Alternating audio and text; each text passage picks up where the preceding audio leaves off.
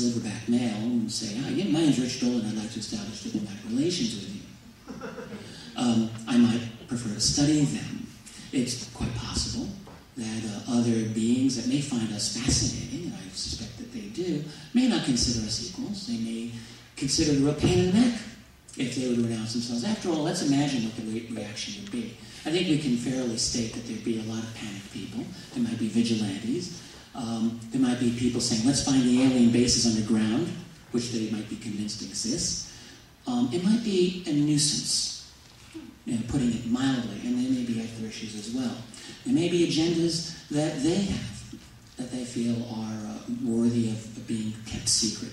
I don't really know, but I think that there are a lot of possibilities there. You had a question, sir. Yeah, what is your view on John Keel? It seems that he sees the UFO phenomenon in terms of a psychic manifestation. It's like there's a cat and mouse game being played at some level.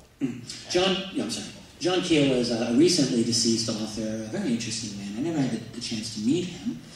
He did make famous the Mothman Prophecies, though, which was made into a pretty cool movie. John Keel, back in the 60s and 70s, was one of the leading proponents of some of the more kind of interesting and out there theories of UFOs. He talked about not extraterrestrials, but ultra-terrestrials. He talked about interdimensionality, really suggesting that the answer to this isn't men from another planet, like in The Day the Earth Stood Still, but rather something maybe even a little more interesting than that. Different dimensions of reality, maybe even something related to ancient mythos that talk about the trickster gods. And this is your reference to cat and mouse games. Quite possible. I certainly, it's not, the great position about being me is I don't really feel that it's my job to take the gavel and hammer down and say, this is what it is, that's what it ain't. Okay, I don't really pretend that I have the final answer to this any more than anyone else. I do feel that there's something there that involves some other form of intelligence. And I mean, look, let's just face it, throughout our history, we've had a lot of wrong ideas about a whole bunch of things. Do we actually think that now in our time, in 2009, that we get everything figured out? Well, if you read contemporary scientific literature, it's almost as if, yeah, we got it all figured out, we're just filling in the blanks now. Well, then maybe not. Maybe not. Any other questions? So yours, sir, and then you, ma'am. Yes? Is there any hard physical evidence that you or other investigators have seen that prove or at least suggest strongly visitors from other galaxies or planets? Well, let me try to reposition that question a little bit, and hopefully it'll satisfy you. As far as what constitutes such hard physical evidence? Do military radar triangulated data count as hard physical evidence of an atmospheric phenomena that moves at super high altitudes at super high speeds? After all, radar data might be considered a measurement. On the other hand, it's not something that I can't hold a piece of a spaceship in my hand. There are many cases, and we have this from actual military documents, of unknown objects coming down and being retrieved by military teams in a program that was called Project Moondust, and it was one of the explicit missions of this program to retrieve space vehicles, including unidentified flying objects. So whatever, as distinguished from Soviet satellites and more conventional things. We know Moondust went into operation. As far as actual physical evidence, no. I mean, I've never touched an alien body. I've never held a confirmed piece of alien wreckage, although I did hold one that was alleged.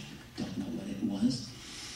The problem that I find is the evidence is strong that something interesting is going on. And one day I hope that we'll be on a level playing field where I actually can have access to the things that I want. I liken what I do to trying to put together a 5,000-piece jigsaw puzzle, but someone took out half the pieces and then put a bunch of fake pieces in there, and then there's a team of experts screaming, "You're doing it wrong," the whole time I'm trying to put it together. I think that's a reasonable statement of ufology. So what I guess I would close in that is that there's overwhelming proof that our military has been interested in this phenomenon, while at the same time they've denied interest. That, I think, one can take to the bank. And so, on that basis, I think we can have a good place to move forward. I believe you had a question there, and I'll get to as many as I can. Yes, ma'am. What do you think of the crop circle phenomenon, and is it related to UFOs? The question is, what do I think of the crop circle phenomenon, and does it relate to UFOs? I wrote about crop circles in my new book. I think they're absolutely fascinating. I do think that they are not explainable as simple hoaxes. That is, a couple of, teams of people with planks and boards. There's also crop circle teams out there now. I saw one really cool one of the Firefox emblem done out in the Northwest. It was beautifully done. Of course, it took a few days, and it was very publicly done. The really good crop circles come up overnight. No one gets caught doing them. There's been thousands of them, and they're of unbelievable complexity. So you've either got a team of secret Leonardo da Vinci's going around the world making these incredibly precise, beautiful, incredibly complex works of art, never getting caught, or you got something else happening. There have been studies done of the stalks, the nodes. Like every stalk has like knuckles, they're called nodes, and these nodes have been blasted out. What happened apparently is that the moisture inside was heated up to an extent that it blew through the nodes, and that's what caused the crops to flop over.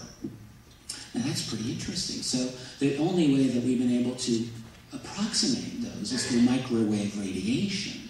So is that what's going on? Is it some geosynchronous satellite that acts like a scroll saw to make these very complex patterns? I wonder. I don't really know. My question about crop circles is partly who's doing it, but really mostly, how are they done? To me, that's the real kicker.